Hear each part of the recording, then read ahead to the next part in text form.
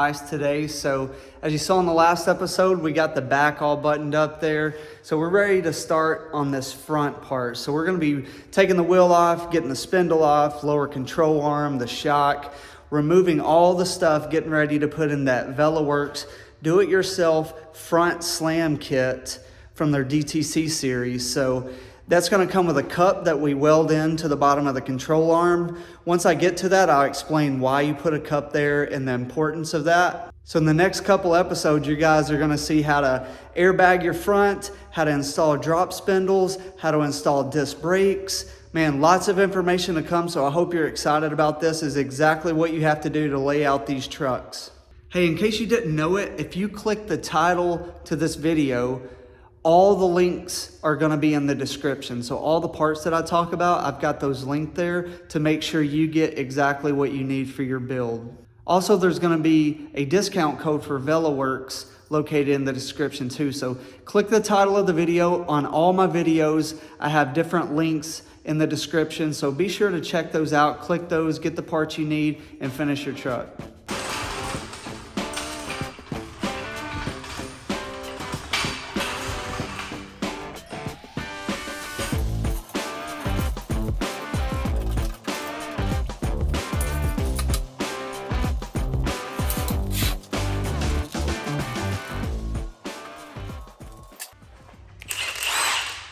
So hey, I just jacked it up. I put a jack stand under one wheel. We're gonna do one wheel at a time.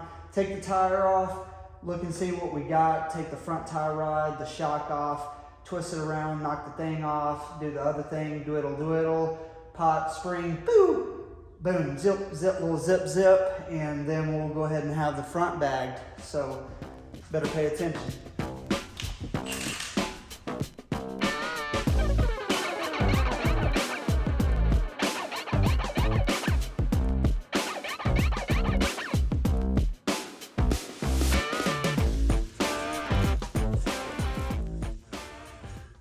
So before we get started, we're gonna spray this thing down with some WD-40. Some little greasy grease here, right there, there. So we're gonna be taking the shock off, and then also we'll be taking this brake line off of here. That brake line looks new, and also these ball joints look like they're new, so we may be in luck as long as those ball joints work, save us a little bit of money right there. So we're gonna be taking this shock off. We're gonna be taking these tie rod ends out. Let's coat those up. We're gonna be taking the spindle out.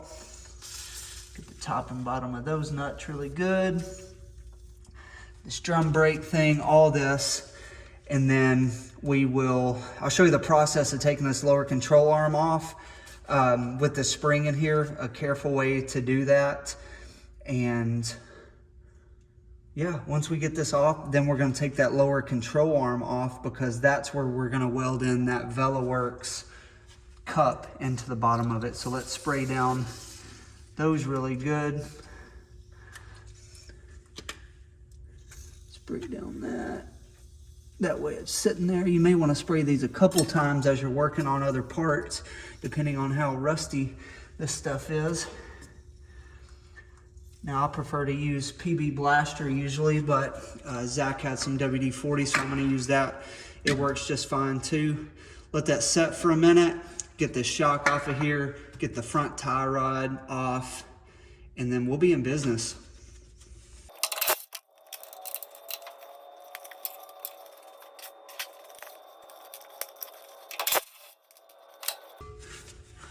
It's actually a really good shock, but we're gonna have to go with those CPP lowering shocks, because whenever the lower control arm condenses, we need more travel right here. So our next step, we're gonna take off this tie rod end, because when we take this off, we're gonna be able to spin this around to get to the nuts on the back side of this spindle. So this one's covered in a little mess, so we've got to find those little pins that are in there. Use a needle nose pliers or anything that you have to find that.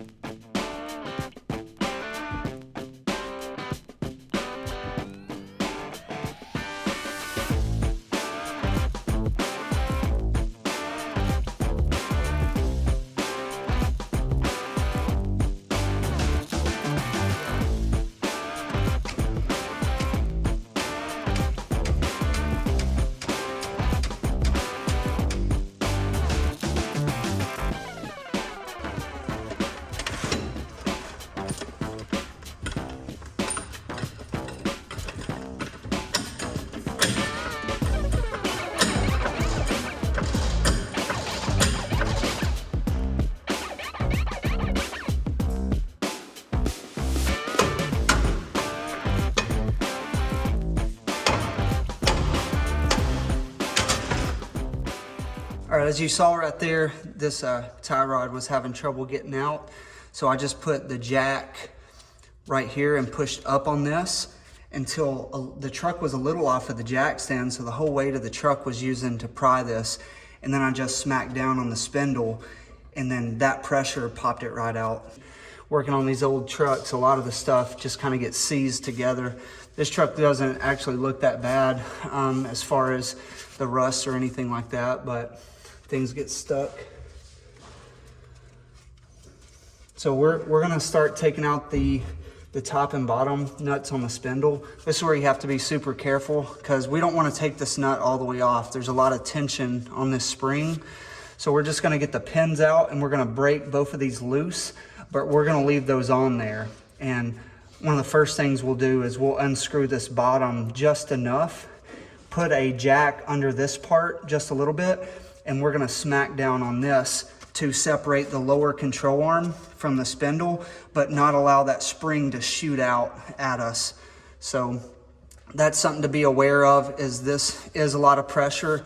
So the way that we tackle this is really important just for safety reasons. Do not do this at home. I mean, do this at home, but like be careful in things. Like do it yourself, but like with you know, safety, with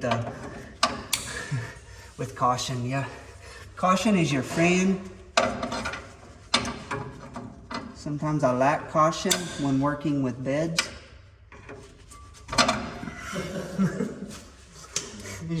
That just connected for you.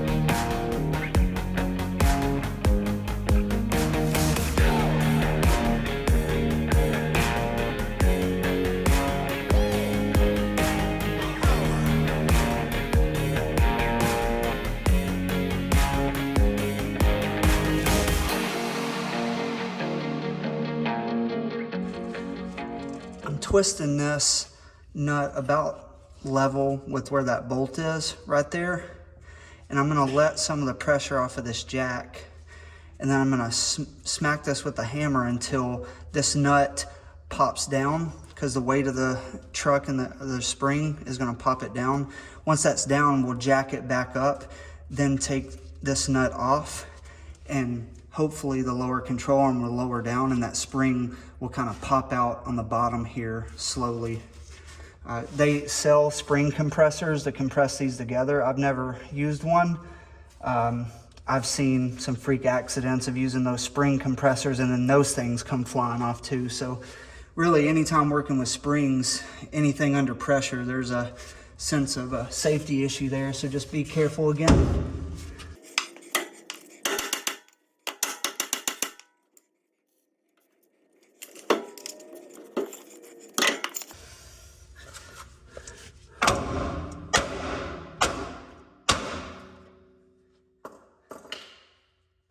You can see that nut pop down level with that. So that means the pressure from the control arm is on it. So we're going to jack it back up, and hopefully this will just come right off, and we'll let the pressure down from the control arm.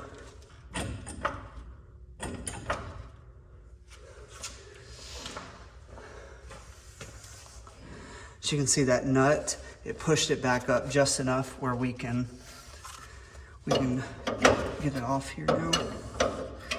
So I've seen some people just remove the whole spindle right now, but I don't want to do that, because you can take this bottom off, let the spring get out, and that way this thing is kind of blocking the spring from shooting directly out of the truck. So if it does pop out, it's going to hit the spindle.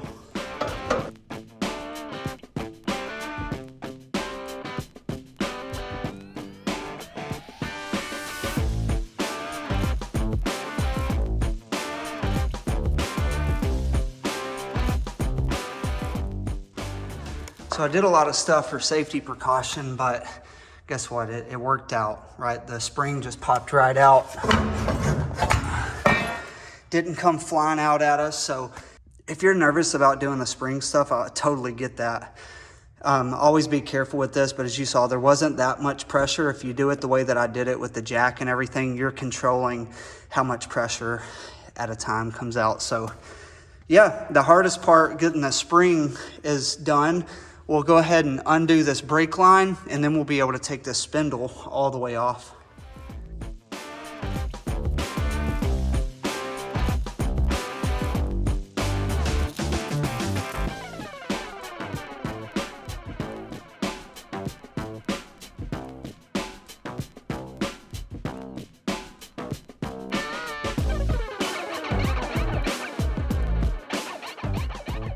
I've never had my engine out while bagging one, so usually I have to crawl up under here and try to get these bolts right here for the lower control arm.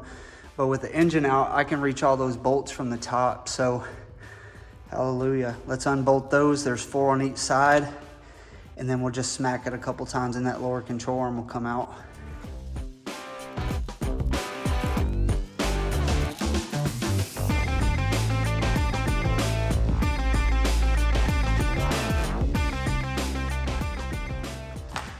That's what we want. There's the 2 bolts that came out. Lower control arm is off. So we've got everything taken apart, and we're ready now to clean things up and then to install that top bag bracket. That's part of the VeloWorks DTC series, do-it-yourself front slam kit. So that kit comes with the top bag bracket that's adjustable, and also the lower cup to weld in to the lower control arm. We'll be talking more about that, and we'll actually have a video all about installing that lower cup.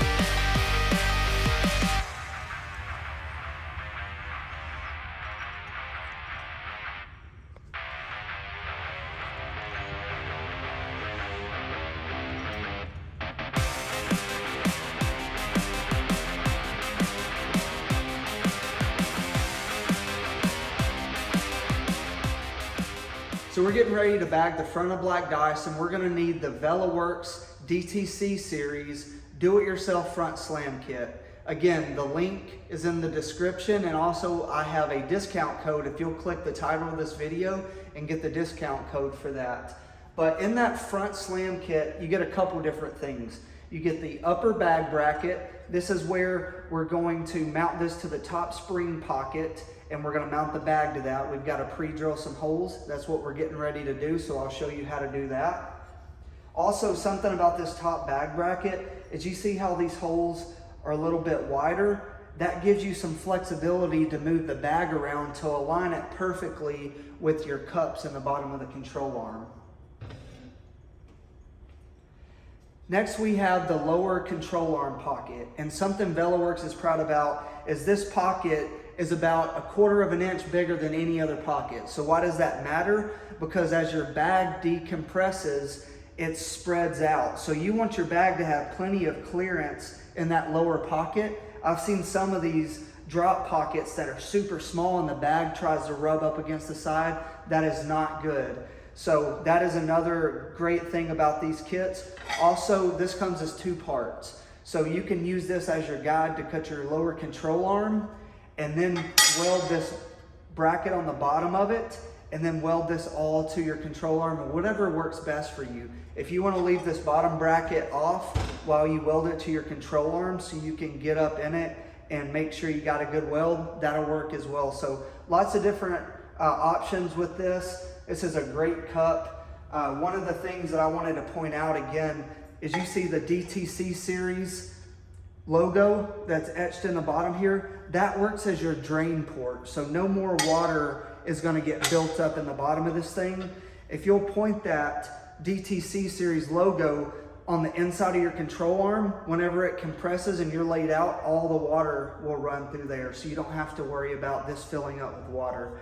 So it's all in the details. It's the small stuff that VeloWorks does really, really well.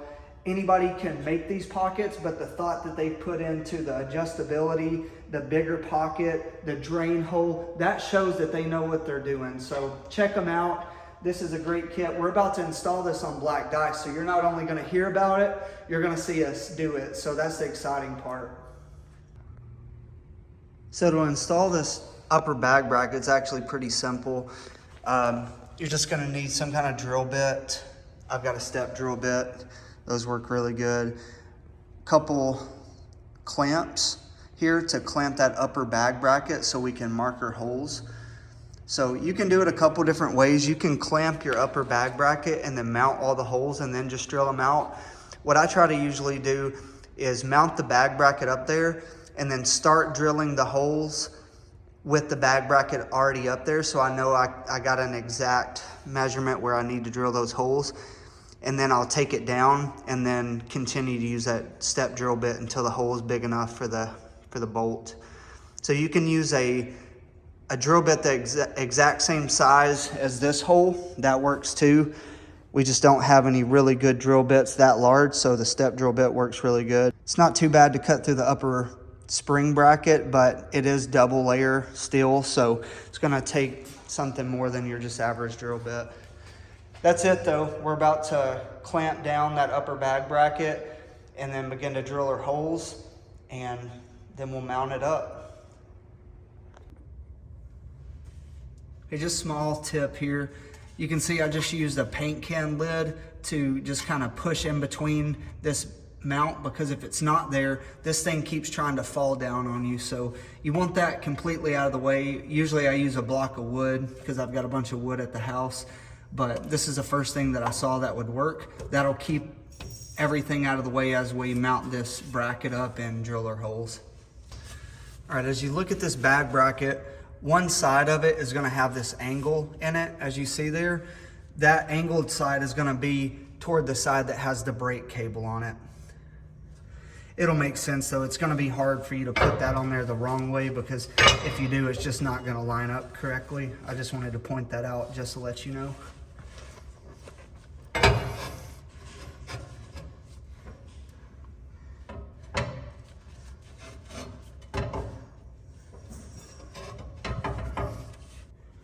So it's pretty much just going to match the shape of this. You'll see that it's not exactly perfect with that, but once we bolt it in, it'll pull everything tight like the front is here.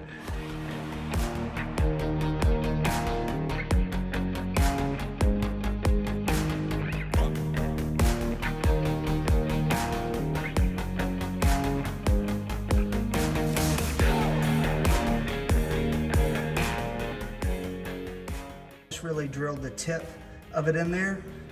That's going to mark my hole. And then I'm going to do that at all the places. Then I'm going to take that bracket off and use this step drill bit. The reason I don't just go ahead and drill it all the way up is because I don't want to make the hole in this bracket bigger with a step drill bit, because if you push this up, the further it goes, the bigger your hole in this is gonna be, and I want it to be a tight fit.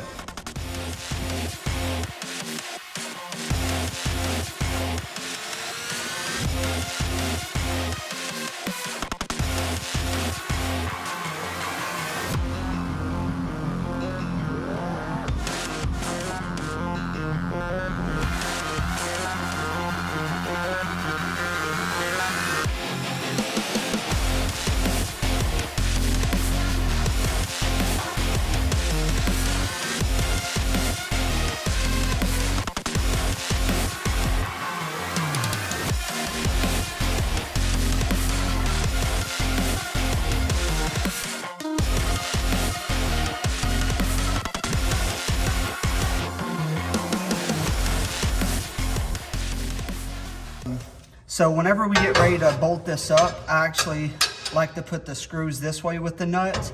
That keeps the long part of the screw away from where the bag is. But for test fitting, I do it this way. That way I don't have to worry about the bolts keep falling out of the hole and everything. Because I'm just making sure that all those holes line up with the bolts and it's not at any kind of angle where it's not gonna bolt in correctly.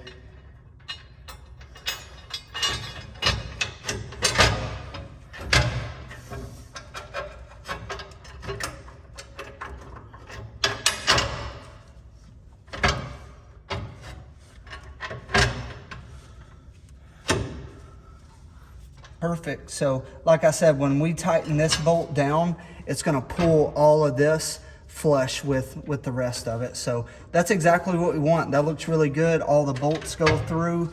So now it's just time to paint everything. We've got to take a wire wheel, clean this up the best that we can, use some Rust-Oleum Rust Restore, and then some of that Rust-Oleum bed coating under all this area right here.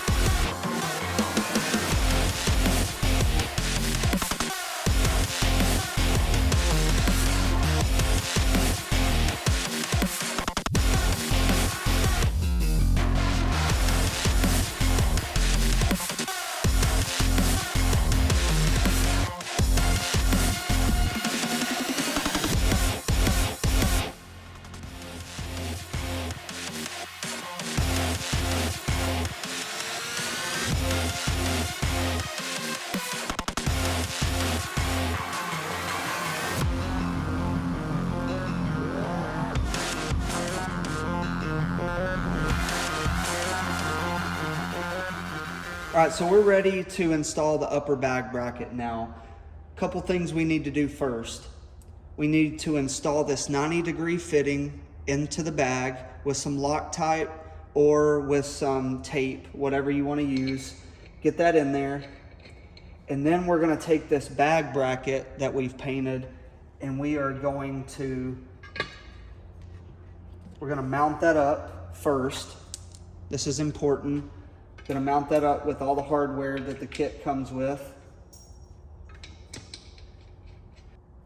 So we're going to take this and we're going to bolt it up to those holes that we drilled earlier. Get everything super tight, and then you'll have your bag mounted to the top. So next would be these cups here, and we've got to weld those into our lower control arm. And the reason we do that is when the bag tries to sit in your factory control arm, it won't sit in there flush. So you have to have like usually these kits come with a little cup that bolts on here, but then when you sit that down into your factory control arm, when the bag maxes out like it is, then it eliminates some of the drop that you can have. So by putting this drop pocket in the lower control arm, it allows the bag to compress all the way and not limit your drop. So that's the whole reason you do this. And I was pointing out earlier, the width of these cups are larger than any other cups, and that's for this reason. So you can have a lot of clearance in here, so you're not worried about your bag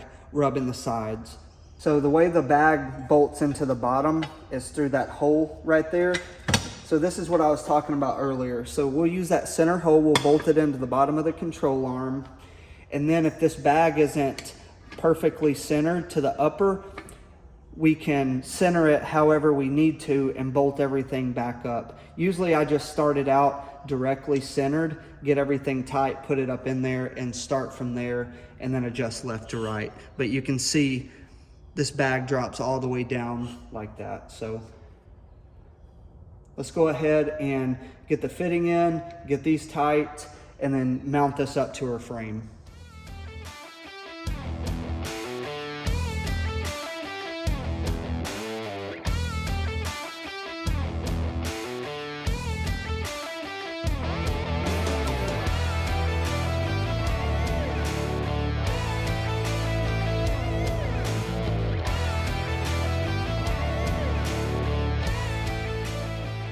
So we have our bag mounted to the upper bag bracket. Now we're just gonna put this up here and put our bolts through. Like I had mentioned earlier, we're gonna put our bolts through the bottom and then put the nut through the top. That way the bolt isn't sticking down where the bag's gonna be. I just don't like how that looks, even though it's not really that close. I just rather this end be like that. So I don't care how you do it. This is how I do it.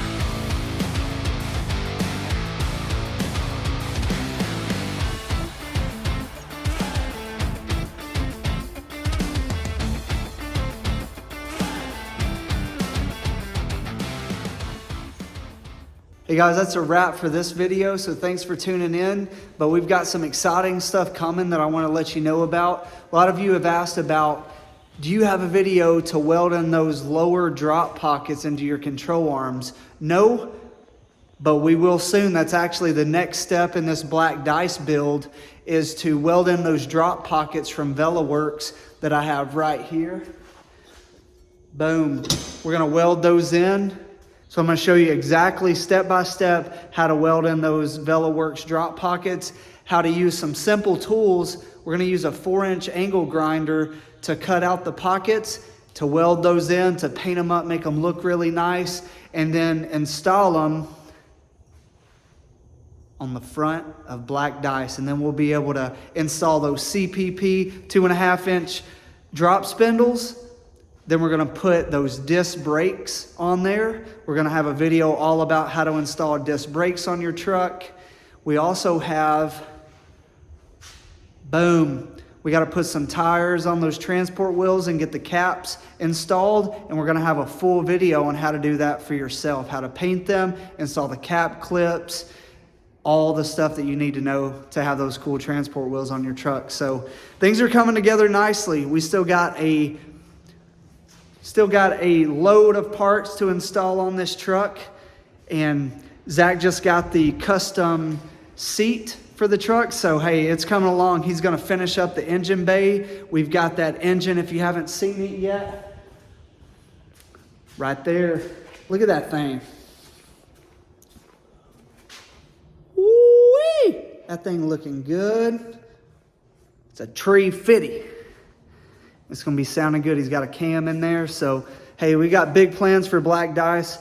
We appreciate the support. Stay tuned for more episodes. And again, I want to remind you, if you click the title of this video, there's going to be a link in the description for all the different stuff that we use, and also some discount codes for VelaWorks. So yeah, like and subscribe if you haven't already. Follow this build, follow along. I've got some Dakota digital gauges coming from No Association. I'm going to show you how to install those. So, hey, so much stuff that's coming. I'm excited about it. And just thank you again. Peace.